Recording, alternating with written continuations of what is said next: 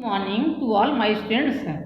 आज हम आपको क्लास 6 चैप्टर 2 भला मेहमान के बारे में बताएंगे।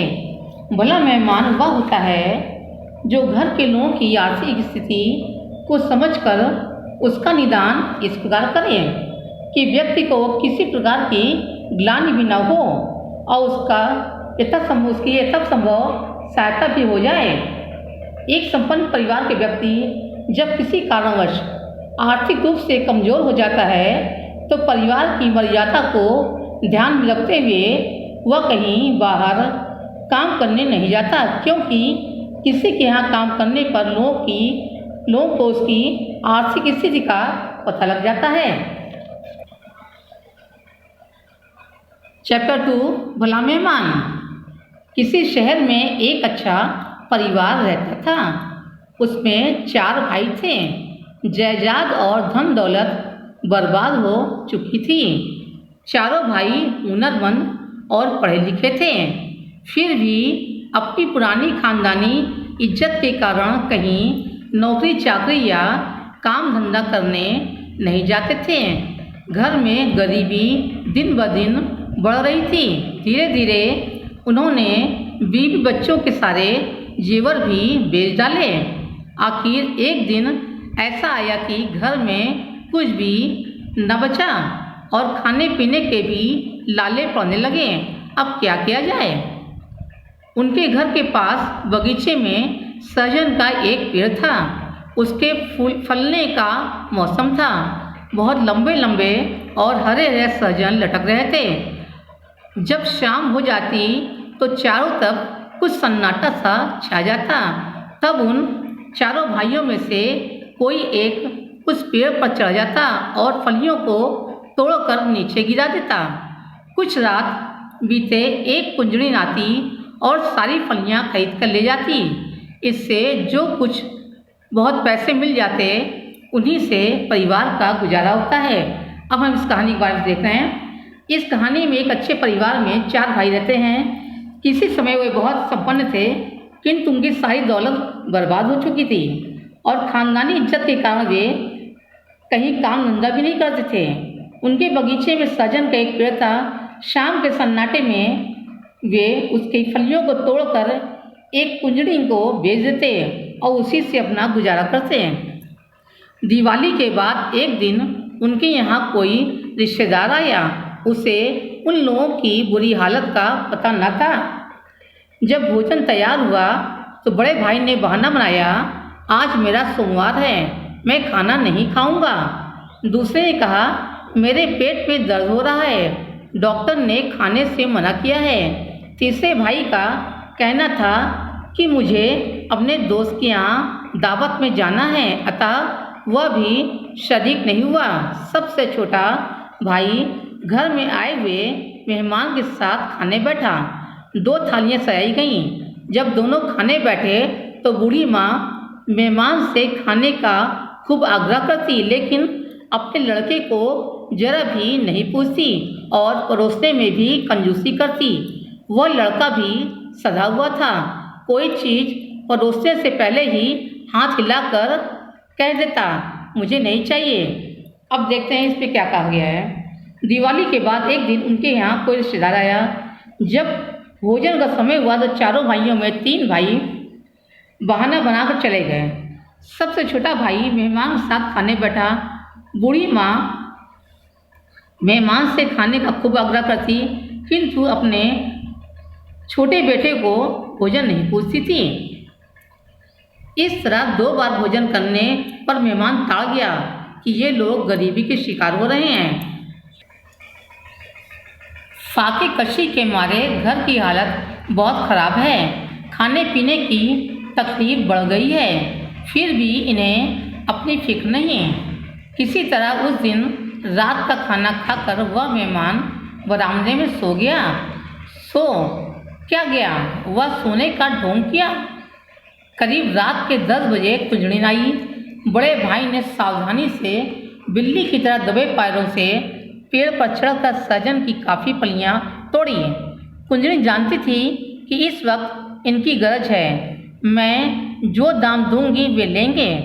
जब बड़ा भाई टोकरी में सहजन लेकर कुंजन के पास आया तो उसने दाम कम कर दिए और कहा, आजकल सहजन की मांग नहीं है, मुझे भी बाजार में मुनाफा नहीं मिलता, अब मैं तुम्हें पहले की तरह ज़्यादा कीमत नहीं दे सकती, तुम्हारी गरज हो तो लो, नहीं तो मैं चली। बड़े भाई ने मुंह पर हाथ कर कहा, तुम्हें जितने दाम देना चाहो दे दो, मगर जोर से मत बोलो, बरामदे में हमारे मेहमान सो रहे हैं, जाग उठेंगे। कुंजलिन चली गई। अब इसमें देखिए कि मेहमान से सामने अपनी इज्जत बचाने के लिए लोग क्या करते हैं। मेहमान बहुत समझदार था। 2 बार भोजन करने के बाद वह समझ गया कि ये लोग गरीबी के शिकार हैं। खाना खाने के पश्चात मेहमान बरामदे में लेट गया। उसने सोने का ढोंग किया। रात के 10 बजे कुंजन आती है तो बड़े बेटे ने चुपके से सहजन की काफ़ी फलियाँ तोड़ी और कुंजन के हाथों सस्ते दामों में बेच दिया ताकि आवाज़ सुनकर मेहमान जाग न जाएं। चारपाइयों पर सब लोगों के जोर जोर से खर्राटें सुनाई पड़ने लगे, लेकिन मेहमान तो जाग रहा था। वह दूरदर्शी था। उसने सोचा, यह कितना प्रतिष्ठित खानदान है। झूठी और बनावटी इज्जत के ख्याल से ये नौजवान लड़के खाने पीने की तकलीफ बर्दाश्त करते हैं हुए सहजन के इस मामूली पेड़ के भरोसे गुजारा कर रहे हैं। वह चुपचाप उठा। बरामदे के एक कोने में पड़ी हुई कुल्हाड़ी उठाकर बिना किसी आहट के बगीचे में के सहजन के उस पेड़ के नज़दीक पहुंचा। उसने पेड़ को जड़ से काटकर गिरा दिया।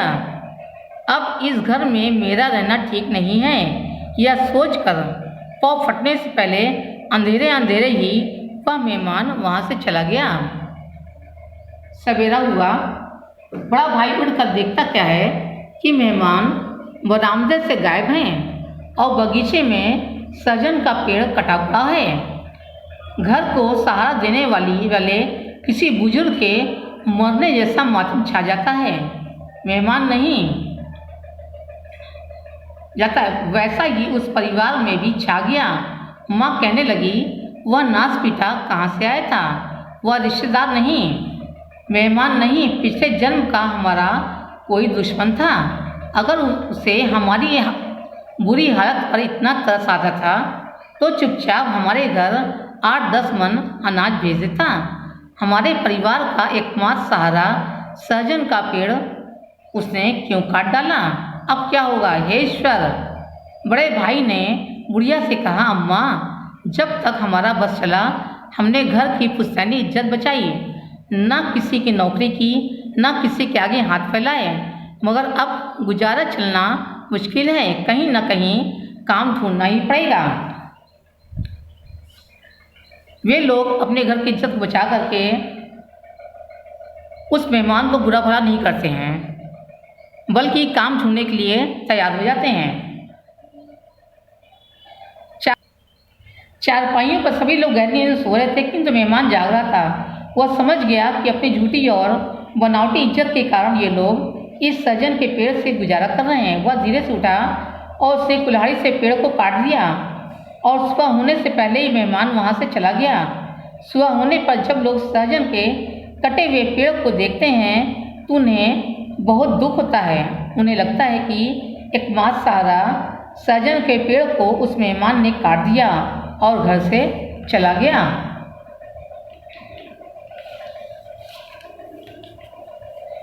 उस बस्ती में चारों भाइयों की काफ़ी इज्जत थी। अपने खानदान और ईमानदारी के लिए वे काफ़ी मशहूर थे। जहाँ जाते वहीं लोग उनसे अच्छा व्यवहार करते। एक बहुत धनी मानी कद्रदान ने बड़े भाई को अपने यहाँ नौकरी पर रख लिया। दूसरे भाई भी कहीं ना कहीं काम पर लग गए। 1 साल हो गया। चारों की हालत अच्छी हो गई, घर की स्थिति भी ठीक हो गई। घर में दूध घी की कमी नहीं रही है। दूसरी दिवाली आई, वही मेहमान फिर उनके यहाँ आया। उसने कबूल किया कि सहजन का वह पेड़ उसने ही कुल्हाड़ी से काटा है। सुबह होने पर कटे हुए पेड़ को देखकर उन लोगों को बहुत दुख हुआ। उस बस्ती में चारों भाइयों की बहुत इज्जत थी, इसलिए शीघ्र ही दोनों भाइयों को नौकरी मिल गई। 1 साल नौकरी करने के पश्चात उनके घर की स्थिति बहुत अच्छी हो गई। दूसरी दिवाली पर वह मेहमान उनके घर पुनः आया और उसने स्वीकार किया कि उसने ही उस पेड़ को काटा था। उस कठोर कर्म के पीछे उसके दिल में नेक नियति थी, न कि दुष्टता। घर के लोग भी यह अच्छी तरह जान गए थे।